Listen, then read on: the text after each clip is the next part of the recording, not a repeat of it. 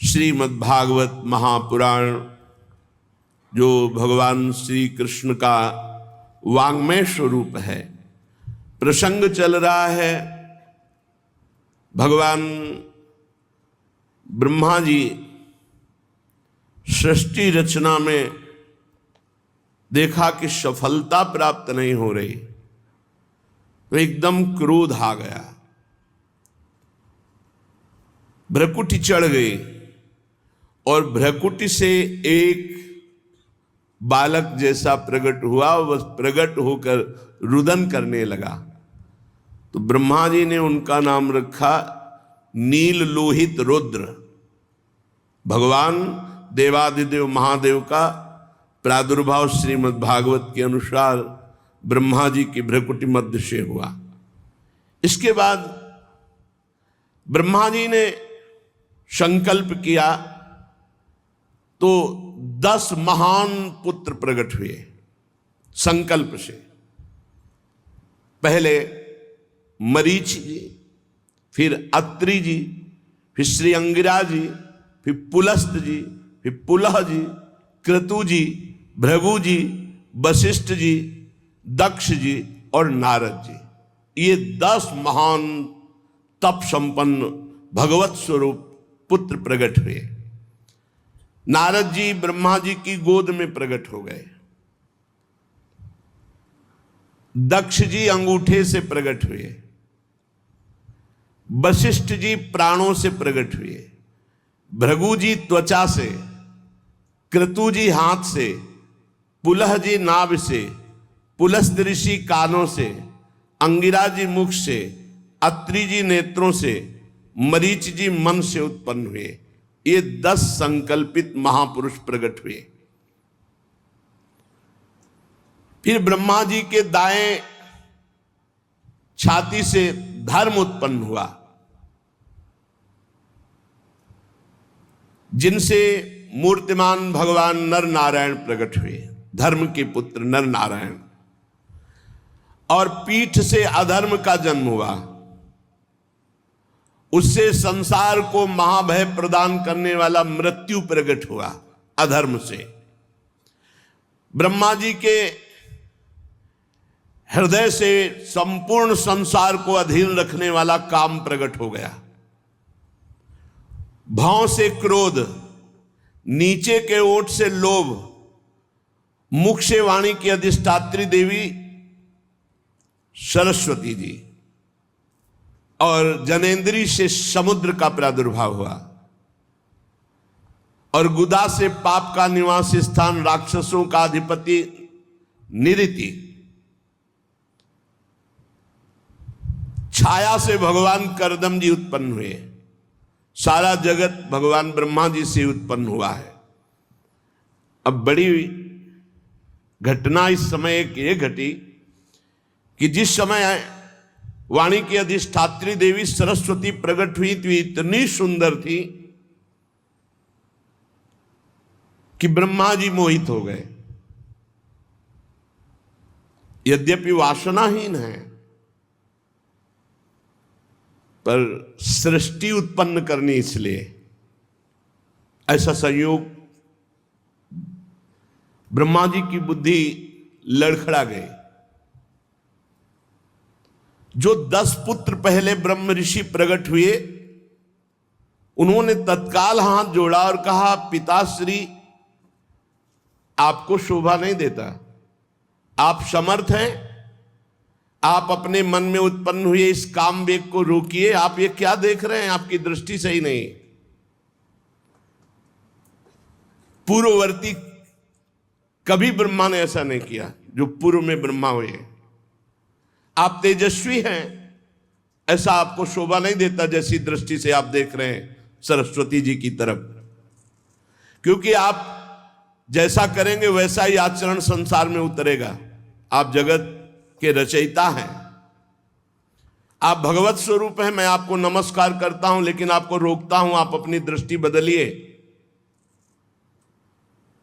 जे भी ऐसा इन 10 महापुरुषों ने कहा तो ब्रह्मा जी बहुत लज्जित हो गए और कहा, धिक्कार, ऐसी वृत्ति कैसे आ गई। तत्काल उनका शरीर छूट गया धिक्कार देते ही, और वो भयानक कोहरा, अंधकार, काम इनके रूप में प्रकट हुआ। चूंकि ये सृष्टि करनी थी इसलिए ऐसा संकल्प हुआ। कोहरा, अज्ञान, अंधकार, काम, जो सरस्वती जी को देखकर मन में संकल्प बना, उससे अंधकार, कोहरा और पापाचरण कराने वाला काम प्रकट हुआ। काम दो प्रकार का, एक धर्म स्वरूप और एक पाप स्वरूप। ब्रह्मा जी जो ही वो शरीर छूटा, नया शरीर धारण किया, क्योंकि तेजो में भगवत स्वरूप है। उसी समय ब्रह्मा जी के 4 मुखों से 4 वेदों का प्रादुर्भाव हुआ। उपवेद, न्याय शास्त्र, होता, उद्गाता, अध्वर्यु, ब्रह्मा, इन 4 ऋत्विजों के साथ कर्म, यज्ञों का विस्तार, धर्म के 4 चरण, चारों आश्रम, उनकी वृत्तियां, ये सब ब्रह्मा जी के मुख से उत्पन्न हुई। ब्रह्मा जी ने अपने पूर्व, दक्षिण, पश्चिम, उत्तर के मुख से, पूर्व से ऋग्वेद, दक्षिण से यजुर्वेद, पश्चिम से सामवेद और उत्तर के मुख से अथर्ववेद का प्रादुर्भाव किया। ऋग्वेद, यजुर्वेद, सामवेद, अथर्ववेद, 4 वेद प्रकट हुए ब्रह्मा जी के मुख से। फिर क्रम से शास्त्र, होता का कर्म, इज्जा, अधिवर्य का कर्म, स्तुत, स्तोम, उद्गाता का कर्म और प्रायश्चित, ब्रह्मा का कर्म, ये 4 कर्म प्रकट हुए। फिर ब्रह्मा जी के 4 मुखों से आयुर्वेद, चिकित्सा शास्त्र, धनुर्वेद, शस्त्र विद्या, गांधर्व वेद, संगीत विद्या, स्थापत्य वेद, शिल्प विद्या, ये 4 उपवेद प्रकट हुए। फिर सर्वदर्शी भगवान ब्रह्मा ने अपने 4 मुखों से इतिहास, पुराण रूप 5वां वेद प्रकट किया। फिर षोडशी और उक्त, चयन और अग्निष्टोम, आप्तोर्याम और अतिरात्र, वाजपेयी और गोशव, ये यज्ञ प्रकट किए। सावित्र वृत्ति प्रकट की। सावित्र कहते हैं जब यज्ञोपवीत संस्कार कराया जाता है और गायत्री मंत्र का उपदेश किया जाता है तो उसे 3 दिन तक ब्रह्मचर्य रहकर गायत्री का अनुष्ठान करने को सावित्र कहते हैं। फिर प्राजापत्य, अगर वो आगे बढ़ना चाहता है तो 1 वर्ष का ब्रह्मचर्य और गायत्री अनुष्ठान दिया जाता है। फिर ब्राह्म, वेदाध्ययन की समाप्ति तक, जब तक पाणि ग्रहण न हो तब तक अखंड ब्रह्मचर्य, गायत्री अनुष्ठान और वेदों का स्वाध्याय, इसे ब्राह्म। और फिर बृहत, बृहत आजीवन नैष्ठिक बाल ब्रह्मचारी, कभी भी कोई भी संयोग नहीं करूंगा, आजीवन ब्रह्मचारी रहूंगा, ये आयु पर्यंत रहने वाले ब्रह्मचारी को बृहत। ये 4 वृत्तियां ब्रह्मचारी की प्रकट की और 4 वृत्तियां गृहस्थ की प्रकट की। वार्ता, संचय, शालीन, शीलोंच। फिर ब्रह्मा जी की अव्यक्त एक वाणी प्रकट हुई, ओम आ उ मा ओम, ये परिपूर्ण ब्रह्म स्वरूप है। मरीच आदि ऋषियों से कहा कि सृष्टि विस्तार करो, पर कुछ खास प्रजा की वृद्धि नहीं हो रही थी, तो बहुत चिंतित हो रहे थे। इसी समय ब्रह्मा जी के शरीर के 2 भाग हो गए। दाहिने भाग से जो विभक्त हुए उसे काय कहा गया। जो दाहिना भाग था वो महाराज मनु और जो बायां भाग था वो महारानी शतरूपा। यहीं से मैथुन धर्म से सृष्टि बढ़ी। महाराज स्वयंभू मनु शतरूपा से 5 संतानें उत्पन्न की, 2 पुत्र 3 कन्या। 2 पुत्र महाराज प्रिव्रत उत्तानपाद, 3 कन्याएं आकुति, देहूति, प्रसूति। इन्हीं से पूरा संसार सब भरा है। श्री सुखदेव जी कहते हैं, महाराज परीक्षित, मुनिवर मैत्री जी के मुख से परम पुण्यमयी कथा सुनकर श्री विदुर जी ने पूछा कि फिर क्या हुआ जब मन शतरूपा जी प्रकट हुए। विदुर जी ने कहा, स्वयंभू ब्रह्मा जी के प्रिय पुत्र महाराज मनु ने अपनी प्रिय पत्नी शतरूपा को प्राप्त करके ब्रह्मा जी की आज्ञा हुई, सृष्टि बढ़ाओ। उन्होंने विचार किया कि सृष्टि जल में तो बढ़ेगी नहीं, यहां तो सब जल ही जल है, सृष्टि कैसे बढ़ेगी। ब्रह्मा जी से कहा, हे जन्मदाता, आपकी आज्ञा हुई सृष्टि बढ़ाऊं, पर सृष्टि के रुकने की व्यवस्था और जीविका की व्यवस्था के लिए तो केवल जल ही जल है, इसमें सृष्टि कैसे होगी। मैथुन धर्म से सृष्टि कैसे टिकेगी। नमस्कार है आपको, आप कोई उपाय कीजिए, तब आप हम आपकी आज्ञा का पालन करें। ब्रह्मा जी ने कहा, तुम दोनों का परम कल्याण हो, मैं बहुत प्रसन्न हूं, क्योंकि जो पुत्र अपने पिता से कहता है कि मैं आपकी आज्ञा का पालन करूंगा, इससे बड़ी पितृ भक्ति और कोई नहीं हो सकती, जो अपनी पिता की आज्ञा का पालन करता है। अगर पृथ्वी नहीं आई तो मनु शतरूपा जी की संतान कैसे पलेगी, कैसे जीविका चलेगी, कैसे आगे सृष्टि चलेगी। ब्रह्मा जी बहुत चिंतित हो गए और भगवान का चिंतन करने लगे। जेवी भगवान का चिंतन किया तो ब्रह्मा जी के नासा छिद्र से एक छोटा सा जीव निकला। देखते देखते वाराह शिशु हो गया, और बड़े आश्चर्य की बात कि देखते देखते आकाश तक ऐसे पर्वताकार वाराह, भारी घुरघुराहट, भगवान का वाराह अवतार।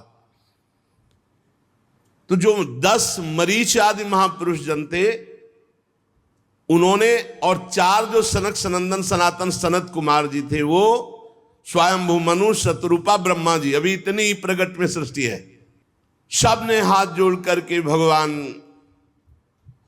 वाराह की तरफ सर झुकाकर नमस्कार किया और विचार करने लगे कि ऐसा तेजोमय श्याम वर्ण वाराह, ये कौन दिव्य हो सकता है। अभी निकला तो छोटा, फिर पोरुए के बराबर, फिर एक वाराह शिशु, और फिर ये पर्वताकार, आदि अंत ही नहीं दिखाई दे रहा, इतना विशाल स्वरूप। अभी ये सोच ही रहे थे कि भारी गर्जना करके अपने पंजे से जल को, सर्वशक्तिमान भगवान की गर्जना से समस्त दिशाएं गूंज उठी। भगवान ब्रह्मा जी समझ गए कि अभी जिनका चिंतन किया था कि पृथ्वी कैसे आएगी, तो हमें लगता है हमारे भगवान ने अवतार धारण किया, वाराह अवतार। घुरघुराते तो ऐसा लगता था कि वज्रपात हो रहा, इतनी जोर की गड़गड़ाहट भीषण, और जब पंजे मारते तो ऐसा मानो ज्वार भाटा आ रहा है समुद्र में, विशाल काय वाराह रूप।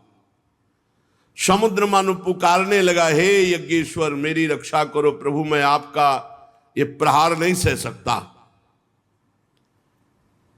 यज्ञ मूर्ति भगवान अपने पैरे खुनों से जल को चीरते हुए जलराशि के उस पार पहुंचे, फिर रसातल पहुंचे। वहां देखा पृथ्वी विराजमान है, जल में डूबी हुई प्रलयंकार, जब प्रलय हुआ था उस समय के जल से डूबी हुई पृथ्वी वही थी रसातल में। भगवान ने अपनी दाढ़ों पर संपूर्ण पृथ्वी को उठाया और ऊपर की तरफ जल चीरते हुए आए। बड़ी शोभा हो रही थी, लेकिन बड़ा विघ्न हो गया। जब प्रभु पृथ्वी को लेकर के ऊपर की तरफ आ रहे थे तो महापराक्रमी हिरणाक्ष ये जल के भीतर ही भगवान पर गदा से प्रहार कर दिया, और ये प्रकट होते ही अपने वीर योद्धा को खोज रहे थे। कोई वीर योद्धा मिले जो मेरी भुजाओं की खुजलाहट मिटाए। हिरणाक्ष, आगे प्रसंग आएगा कि बीच में कहां से आ गया हिरणाक्ष। उस समय भगवान ने पृथ्वी को तो दाढ़ पे संभाल के रखा और लीला से ही थोड़ी देर युद्ध की लीला करते हुए, जैसे मतवाला जो सिंह है वो गजराज के बच्चे को मार डाले, उल्टा थप्पड़ मारा था हिरणाक्ष के, उल्टा ऐसे थप्पड़, मगर उतने में ही प्राण पखेरु महाबलशाली। जैसे गजराज अपने दांतों पर कमल पुष्प धारण करे हो, ऐसे ही बहुत पूरी पृथ्वी को, ऐसा कोई भार नहीं लग रहा वारा भगवान को, बाहर जल से निकाल के लाए। तमाल के समान नीलवर्ण वाला भगवान को जब देखा पृथ्वी लेकर आते हुए, ब्रह्मा मरीच आदि को निश्चय हो गया कि ये स्वयं भगवान श्री हरि है। तब हाथ जोड़कर भगवान की स्तुति करने लगे। श्री मैत्रेय जी कहते हैं, ब्रह्मवादी मुनियों ने जब भगवान की स्तुति की तो वाला भगवान ने अपनी शक्ति से पृथ्वी को ऐसे स्तंभित कर दिया कि जल में ना डूबे। श्री विदुर जी महाराज ने कहा, अभी तो आप ब्रह्मा जी की सृष्टि के कुछ चुने हुए नाम ले रहे थे, ये बीच में हिरणाक्ष कहां से आ गया प्रभु? पूर्व काल में ब्रह्मा जी ने ये इतिहास परंपरागत सुनाया था, वही मैं तुम्हें सुना रहा हूं। मैत्रेय जी कह रहे हैं कि एक बार दक्ष की पुत्री दिति, ये एक दिन संध्या के समय कामातुर हो गई। संध्या के समय कामातुर होकर कश्यप जी का वस्त्र पकड़ लिया और कहा, अपति ही है कि प्रभु अब मुझ दीन के ऊपर कृपा कीजिए, मुझे कामदेव ने परास्त कर दिया, मैं बेचैन हूं। कश्यप जी ने कहा, ठीक है तुम्हारी इच्छा धर्मयुक्त है, कोई अधर्मयुक्त नहीं है, लेकिन इस समय नहीं, ये समय अधर्म का, अगर ऐसा किया गया तो भारी अधर्म हो जाएगा, क्योंकि संध्या काल है। बहुत समझाया पर देवी दिति तो एकदम ब्रह्मर्षि कश्यप जी का वस्त्र पकड़ लिया और कहा, मैं आपका उपदेश सुनने के लिए आपसे प्रार्थना नहीं किया। कश्यप जी ने भगवान को नमस्कार किया कि है जरूर कोई लीला जो समझाने पर भी नहीं समझ रहे। इसके बाद फिर स्नान करके वाणी को संयम में करके सनातन ब्रह्म का ध्यान करने लगे कश्यप जी, जैसा दिति जी चाह रही थी वैसा, क्योंकि पति है। अब इसके बाद दिति जी को बहुत भय लगा कि इस समय मैंने भारी अपराध कर दिया। जब स्नान करके अपने नित्य कर्म में कश्यप जी तो आकर चरणों में सर नवाया और कहने लगी, ब्रह्मर्षि इस नीच काम के लिए मैंने आपको प्रेरित किया, भारी अपराध बन गया, क्षमा कर दीजिए। चुप रहे। संध्या वंदन जप अनुष्ठान पूरा करने के बाद कश्यप जी ने कहा, बहुत समझाने पर भी तुम्हारा चित्त काम वासना से मलिन था, इसलिए तुमने हमारी बात नहीं मानी और हमें भी अवहेलना करने के लिए ऐसे कार्य पर मजबूर किया। इसलिए अमंगलमयी देवी, तुम्हारी कोख से विश्व का अमंगल करने वाले पुत्र पैदा होंगे। कांप गई, उनकी तो संभावना ही नहीं थी ऐसी। दिति जी कांप गई, पैर पकड़ लिया, प्रभु कृपा करो, ऐसे पुत्र नहीं होने चाहिए। तो उनका ऐसा अत्याचार देखकर जगदीश्वर भगवान श्री हरि स्वयं अवतार लेंगे और उनका वध करेंगे। तब दिति ने मुस्कुरा दिया, फिर तो ठीक है, फिर तो ठीक है, यदि भगवान के द्वारा हमारे पुत्रों का उद्धार होगा फिर तो ठीक है, फिर तो जैसे हो। मैं एक वरदान देता हूं, तुम्हारे एक पुत्र के 4 पुत्रों में एक ऐसा पुत्र होगा पूरा विश्व नमन करेगा। हिरण्यकश्यप पुत्र प्रहलाद, एक ऐसा पुत्र होगा विश्व नमन करेगा। पर दिति ने जब सुन रखा था कि मेरे पुत्र बड़े दुष्ट स्वभाव के होंगे, तो उन्होंने विचार किया कि पहले तो गर्भ के बाहर ही नहीं आने देंगे हम। 100 वर्ष तक गर्भस्थ शिशु को रोक रखा, प्रसव ही नहीं होने दिया 100 वर्ष तक। अब क्या हुआ, वो कोई साधारण तो थे नहीं, तो 100 वर्ष गर्भ में रहने के कारण उनका इतना तेज बढ़ गया कि सूर्य तेजहीन हो गए, इंद्रादि लोकपालों की शक्ति क्षीण हो गई। सब ब्रह्मा जी के पास गए, बोले सूर्य में प्रकाश करने का तेज नहीं रहेगा, हमें त्रिभुवन का शासन करने का तेज नहीं रहेगा, ये क्या हो रहा है। ब्रह्मा जी ने कहा, देवताओं, तुम्हारे पूर्वज मेरे मानस पुत्र सनक सनंदन सनातन सनत कुमार आसक्ति त्याग कर समस्त लोकों में आकाश मार्ग से विचरा करते हैं। ये कोई साधारण बात नहीं है जो तुम सबकी बुद्धि, सबका बल, सबका तेज हरण हो गया है। ये भगवान के पार्षद दिति के गर्भ में, तो दिति ने अपने गर्भ को रोक लिया कि अनिष्टकारी पुत्रों को जन्म नहीं होने देंगी, तो उनके तेज से सबका तेज नष्ट हो रहा है। तो आखिरकार कश्यप जी के वीर से जो गर्भस्थ हैं वो हैं कौन। तो ब्रह्मा जी हंसे और कहा, देवताओं, तुम्हारे पूर्वज मेरे मानस पुत्र सनक सनंदन सनातन सनत कुमार, ये चारों आकाश मार्ग से विचरण करते रहते हैं।